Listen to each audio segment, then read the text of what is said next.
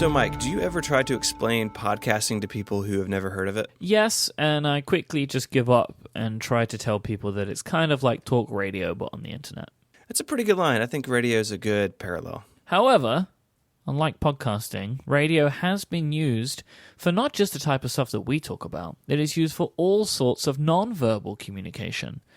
Today, let's talk about numbers stations. A number station is a shortwave radio station characterized by broadcast of formatted numbers, this is the kicker, which are believed to be addressed to intelligence officers operating in foreign countries.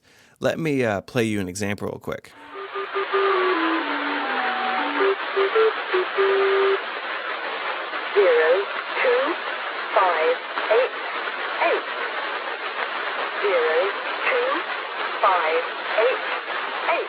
Now, the music in this, especially for me, is very unsettling. We're going to talk about this in a few minutes, but this is the Lincolnshire Poacher station, and it's, I agree with you, it's unsettling. I want to put an immediate stop to your pronunciation of that. It's Lincolnshire. Do you reckon you can do that for me? Can you try that? Lincolnshire. No, I'm not. I'm gonna say it the way I'm gonna say it. Okay, well, I want you to know that it's wrong. Most identified stations use speech synthesis to vocalize numbers. I think that's why it tends to sound so odd. However, hearing a human voice read numbers, or even the beep boop of Morse code, isn't actually that uncommon. Most stations have set time schedules or patterns to a schedule. However, other stations appear to broadcast at seemingly random times. The first known use of numbers stations was during World War I in Austria, where the numbers were transmitted in Morse code. However, number stations operated mostly during the Cold War, yet many continue to operate today, while some have even switched operators. Some countries have even acknowledged their use of number stations, including Czechoslovakia and Sweden. You can say Czechoslovakia, but you can't say Lincolnshire. We'll see. Many of these stations have had their audio captured and put on CD as part of the CONET project. The recordings have become popular with musicians who have adapted the audio into their own work. Yeah, you're listening to an album and you get a little number station in there. Happens to everyone. Lovely. As we said, many believe these stations to be used to pass sensitive information to people across international borders. According to this theory, the messages are encrypted with what's called a one-time pad to avoid any risk of decryption by the enemy. As evidence, number stations have often changed details of their broadcast or produced special, non-scheduled broadcasts coinciding with big political events, such as the attempted coup in August 1991 in the Soviet Union. A one-time pad is an encryption technique that cannot be cracked, but requires the sender and receiver to have matching keys. It's a little bit complicated to explain, but basically, each letter of the secret message is paired with a random secret key as outlined on the pad. And like you said, the sender and receiver, they match. Each bit or character of the plain text, or the numbers being read, is encrypted by combining it with a corresponding bit or character from the pad using something called modular addition. If the key is truly random and is never reused in whole or in part and is kept completely secret, then the resulting ciphertext will be impossible to decrypt or break. I think we should use this on all of our company emails from now on. Honestly, I still don't understand how any of this works, so I'm not sure I'll be able to help you. It's impossible to understand. Sorry, everybody. Of course, maybe we're jumping to conclusions. There could be other uses for number stations. Some have suggested they could be used by smugglers or drug cartels. However, these uses would require stations that would be operated on a regular basis and would move around. And all known number stations have their own broadcast schedules that are usually very dependable. Then there's this 1998 Daily Telegraph article, which quoted a spokesperson for the United Kingdom's Department of Trade and Industry as saying, "These number stations are what you suppose they are. People shouldn't be mystified by them. They are not for, shall we say, public consumption." That's a great quote. Secret government stuff. There you go. Let's get back to that example you played. Yes. The best known of the number stations was the EO3 Lincolnshire, I said it right, Lincolnshire Poacher. You did a good job there. I'm really proud of you. Thank you. It is thought to have been run by the British Secret Intelligence Service. It was first broadcast out of the famous Bletchley Park in the mid-1970s, but later was broadcast from the Royal Air Force Base, Akrotiri, in Cyprus. The station gained its commonly known name as it uses bars from the English folk song, The Lincolnshire Poacher, which you mentioned, right? This is a song that you know. Mm-hmm. The song is used as what's called an interval signal or audio broadcast in between transmissions. So you hear this on normal radio, like stingers and music and stuff. Same type of thing. An interval signal is that music used in between the numbers being read. The message itself consists of an electronically synthesized English-accented female voice reading groups of 5 numbers, like 02588.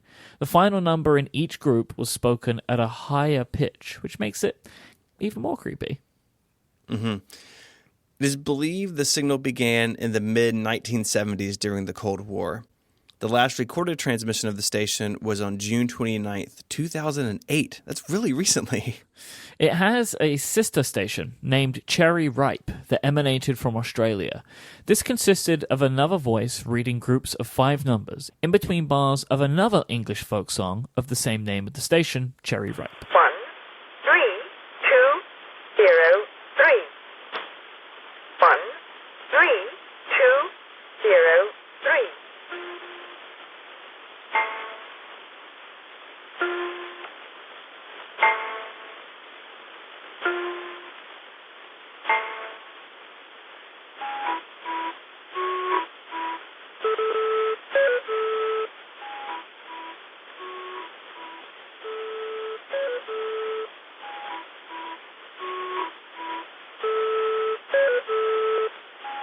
In 2013, the Daily Dot published an article suggesting the Lincolnshire Poacher had moved from radio to telephone. In the article, they published a phone number. People who called the number were greeted by a recording, which featured the distinctive interval signal, followed by 15 groups of 5 number sequences. A follow-up article was published a day later, which highlighted the sudden removal of the communication system. Instead of hearing 2 bars of the classic English folk tune, callers were instead relayed a message telling them to use, I quote, backup channel Romeo X-ray 39, followed by the word end. That's not suspicious at all. It gets weirder. The North Korean Foreign Language Service, which is called Voice of Korea, began to broadcast on the same frequency, which is 11,545 kilohertz, in 2006, possibly to deliberately interfere with its propagation. However, the Lincolnshire Poacher broadcast not on 1 but 3 different frequencies, of which the 2 remaining ones have not been interfered with. That's really wild. It's super strange. But if these things are supposed to be so secretive, why do we know about them? Well, they're often found by local radio enthusiasts, although at least one station was heard by the public in Cuba when it was accidentally broadcast on a publicly known frequency. Likewise, a BBC listener once complained that her program was interrupted by, quote, a female voice reading out numbers in English. Whoops. It's not great. But we should talk about that Cuban station for a bit. The Atención station of Cuba became the world's first number station to be officially and publicly accused of transmitting to spies. It was the centerpiece of a United States federal court espionage trial following the arrest of the WASP network of Cuban spies in 1998. The WASP network, or sometimes called the Cuban Five, are 5 Cuban intelligence officers who were arrested, like you said, in 1998, and later convicted in Miami, Florida, of conspiracy to commit espionage, conspiracy to commit murder, acting as an agent of a foreign government, and many other illegal activities in the United States.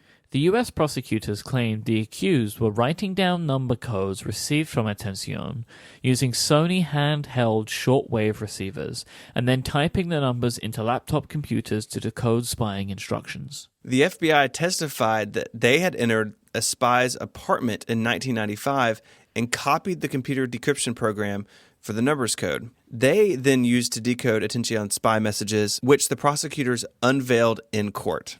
Just like you said, secret government stuff. We have a lot of people to thank for this. Anthony, Matthew, and Kathy all sent in this topic. I think it's the most requested single topic. You know, for me, like, you kind of figure that they're spies in 2017. Like, you kind of realize that stuff goes on. Hearing these recordings that were used as recently as 2008 and it's still ongoing in other parts of the world, like, it's like, I think the word I keep coming back to is like unsettling, that this stuff still goes on, that the recordings are so creepy. It's all very, very weird, very strange. Yeah, you got to watch your back, buddy. I guess so. If you want to read a lot more about numbers stations or the one-time pad, and maybe you can explain it to us, the Cuban 5, all those links are in our show notes this week, relay.fm/ungenius/33. While you're on that page, you can do a couple things. You can get in touch with us via email. All of our story topics are submissions from you listeners, so it's always fun. You can send those on Twitter, of course, as well. The show is at Ungenius. Mike is IMYKE on Twitter, and I am ISMH. But also, this is sort of the end of Relay FM's membership drive. You can become a member at relay.fm/ungenius or relay.fm/membership. You get access to a bunch of good stuff, a bunch of wallpapers, some secret podcasts, including a special Ungenius episode that we're recording about the euthanasia roller coaster, which you do not want to miss. It is genuinely upsetting. And so it's a lot of fun talking about that and a ride that I never want to go on. So you can learn more, again, relay.fm/membership. And thank you for your support. Well, until our next series of 5 numbers read aloud, say goodbye. 311888.